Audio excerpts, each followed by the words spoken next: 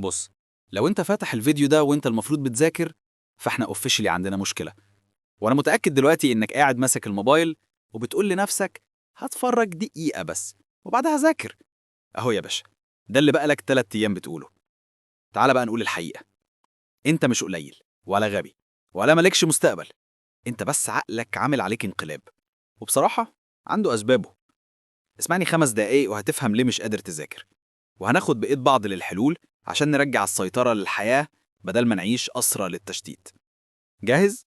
يلا بينا.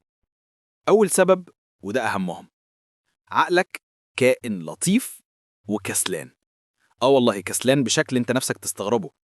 العقل يا جماعة ما بيحبش التعب، بيحب الطريق السهل، السريع، اللذيذ.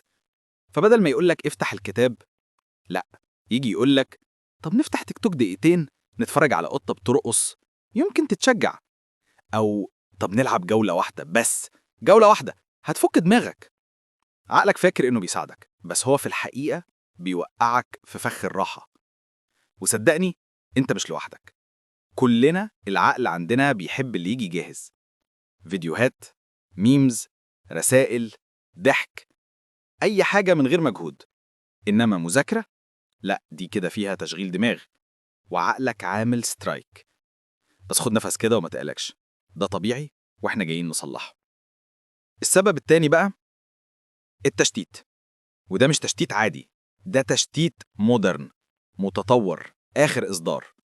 الموبايل عامل زي طفل صغير مش ساكت، كل شوية رسالة، إشعار، فيديو ترند، صاحبك باعت لك ميم، تطبيق بيقول لك وحشتنا، ارجع العب. النتيجة، عقلك بيفقد قدرته على التركيز. وده مش ضعف شخصية، ده سلاح جيل كامل متوجه علينا. احنا مش بنذاكر، احنا بنحارب، وبنحارب بحاجات ما تتحاربش.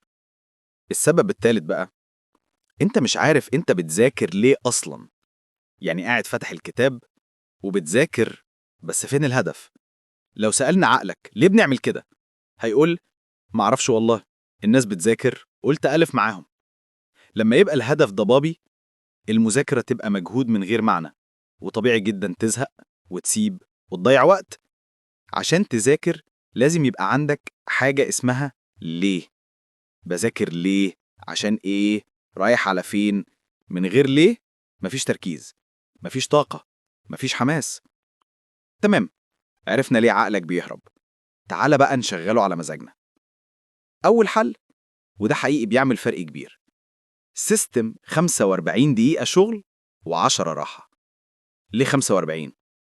لأن عقلك يقدر يركز الفترة دي كويس جدا، مش طويلة فتزهق، ومش قصيرة فتحس إنك مش عملت حاجة.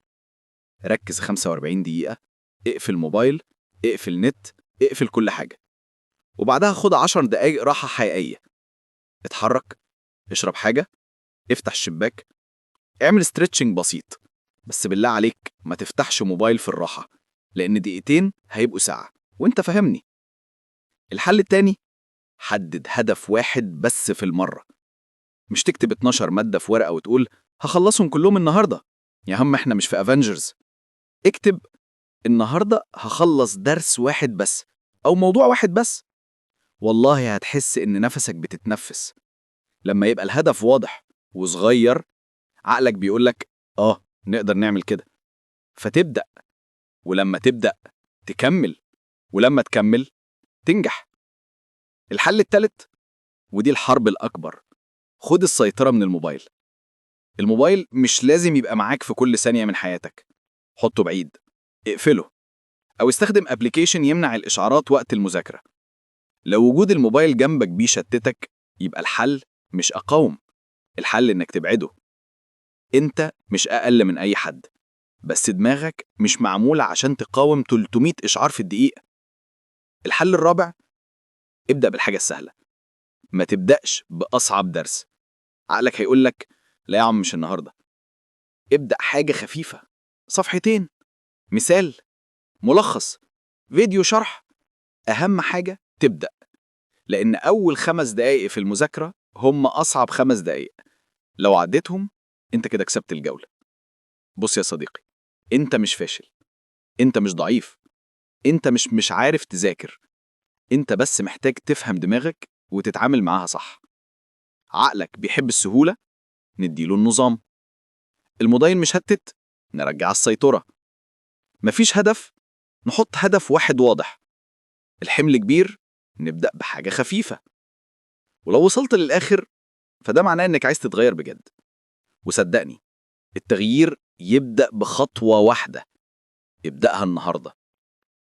ولو الفيديو ده فادك، اعمله شير لصاحبك اللي بيذاكر معاك، واكتب لي في الكومنت هبدأ إيه النهاردة، عشان أشجعك وأتابع معاك.